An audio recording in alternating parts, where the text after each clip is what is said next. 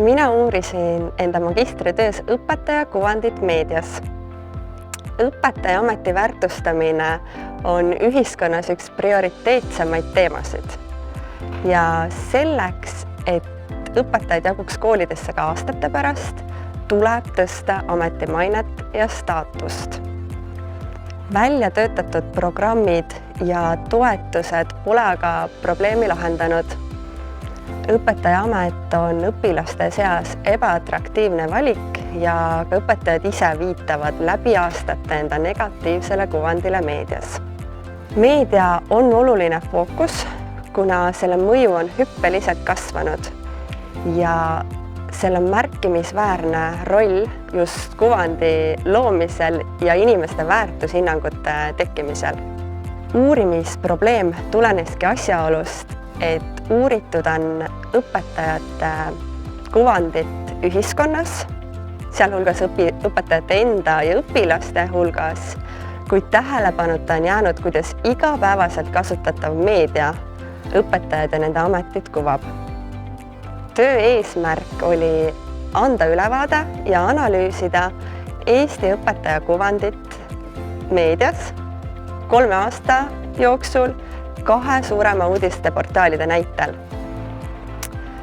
Töö keskne küsimus oligi, et millise kuvandi on meediaõpetajast loonud. Ja seda küsimusi näete slaidilt.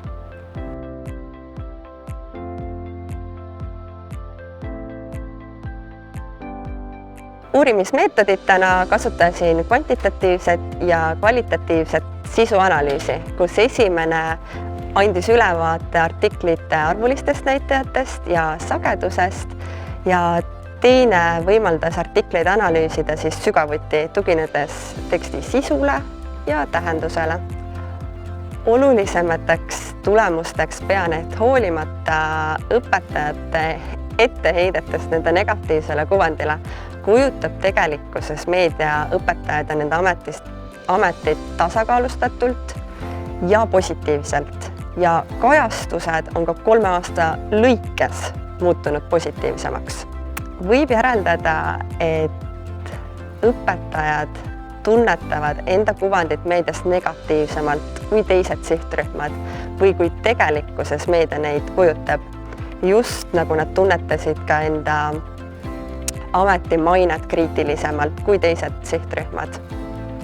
Kui ise tõeseid lugusid ei kajastata, siis jäädaksegi ühiskonnale võõraks või kaugeks.